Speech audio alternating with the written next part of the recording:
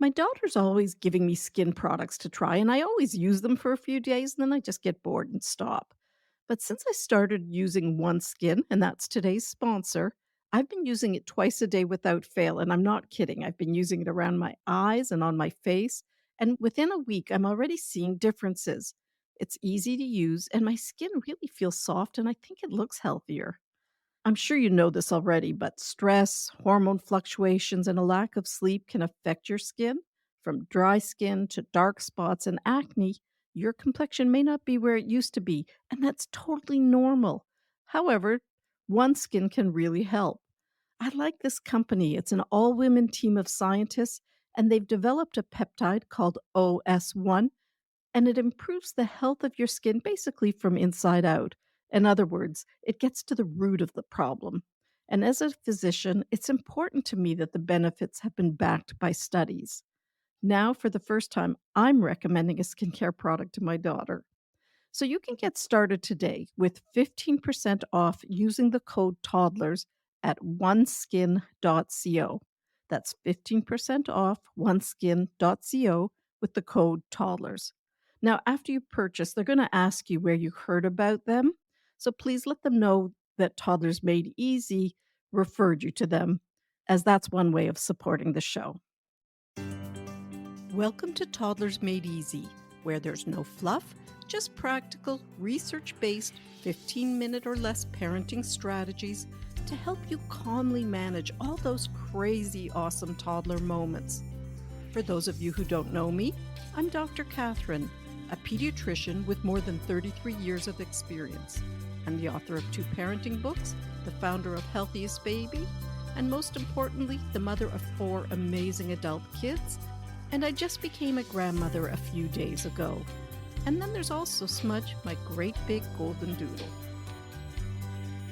Today we're going to be talking about how toddlers are the most misunderstood people on the planet.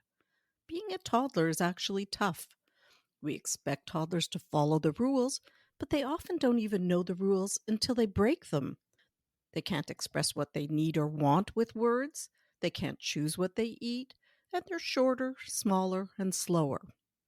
When we better understand our toddlers, we help them feel seen and heard and understood and valued, and this translates to more peaceful and loving moments. Now, let's start off with a little quiz today. In a recent office poll, many parents expected toddlers to share, control their emotions, and manage their impulses before they were actually developmentally ready. Now, unrealistic expectations lead to power struggles, punishments, and frustration. So let me ask you, at what age do you think a toddler develops self control? Self control is that ability to stop and think about a situation before acting on it. Here's an example of poor self control. Let's say your toddler wants the book his brother is reading, he just grabs it from him.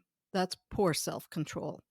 Most parents answer 2 years old, but the part of the brain that's responsible for self control is still under construction. So a toddler is more likely to grab a toy out of his buddy or his sibling's hand than think, oh, I better not grab it. Mummy told me it wasn't a nice thing to do. So self control is just starting to kick in at 3.5 to 4 years old. How about sharing? At what age do you think kids share? Let's say your 3.5-year-old son, Marvin, is playing with a puzzle, and his playdate, Johnny, wants a turn. You tell Marvin to share the puzzle, and he just blocks his friend from playing with the puzzle with his body. Is he being selfish, or is he just acting his age? Well, the answer to this is realistically, don't expect sharing until, again, 3.5 to 4 years of age. Now, that doesn't mean you shouldn't encourage generosity, but taking turns is probably the best way to do this at this age. Your toddler gets to play with the toy until he's finished, and then it's his friend's turn, or vice versa. So you can teach your child to ask for a turn. There are many benefits to this mindset, to this approach. For one, a child isn't interrupted, which is really respectful. In other words, if a child is playing with something, they get to play with it until they're finished, until they've figured out whatever it is they're working on. The other thing is, grudges aren't formed when kids aren't forced to share. and it teaches about sharing without insulting either child. Okay, I've got one more question. At what age do you expect a child to control her emotions? In other words, at what age do you expect a child not to get so worked up when things don't go the way she wants? For instance, when you give juice in the blue cup, but it turns out your toddler wanted the red cup, at what age would you expect your toddler to manage that without having a meltdown?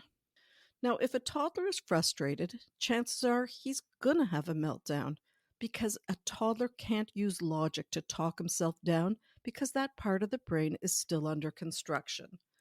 So the answer is, again, around 3.5 to 4 years of age. Toddlers are just beginning to manage their emotions at that point. So I hope you can see that having realistic expectations allows you to bring calm to the chaos. You understand that a toddler's brain isn't capable of doing certain things, such as talking themselves down. It decreases frustration when you're not expecting a toddler to do things that are just never going to happen. This way, you can be supportive instead of punitive. Realistic expectations means less yelling, snapping, and angry words. Now let's talk for a moment about the terrible twos. If we label 2-year-olds as terrible, does that mean every passionate and emotional person is also terrible? Consider someone, let's say, like Bruce Springsteen, who's known for his sort of raw and defiant songs. Was he terrible? Well, no. It's common to have unrealistic expectations of toddlers and feel frustrated and annoyed when they don't meet them. However, what we often perceive as misbehavior is simply a toddler acting his age. Toddlers, they really want to do well. They just don't know what that means at this age. And unfortunately, we often think we need to whip our toddlers into shape, but I want you to consider this for a moment. Think back to when your newborn cried. You'd immediately respond. You'd be eager, desperate to comfort and soothe them. Even if you had already woken up 5 times that night, you'd quickly jump up and attend to your baby's needs. However, as your toddler grows more independent and begins to resemble a mini adult, it's easy to overlook their vulnerability and their ongoing need for patience and compassion, just like when they were babies. We slap toddlers with the label terrible twos, which skews our responses. This label unfairly characterizes this stage as solely difficult and negative, and it prevents us from truly understanding and empathizing with these tiny tornadoes. But by discarding this label, we can approach toddlers with a more positive and compassionate mindset. Realistically, toddlers are essentially big babies who rely on us to create a safe and nurturing environment just as they did when they were tiny infants. But by thinking about toddlers with the same tenderness and patience we provided during their early years, we can foster their emotional well being and build strong connections that support their growth and development. Toddlers need the same kindness and consideration as we gave them when they were babies, because after all, they're really just big babies. So let's wholeheartedly embrace the term toddler-tastic, which celebrates the joys, challenges, and discoveries of toddlerhood. Through a positive mindset, we create a brighter future for our toddlers and ourselves.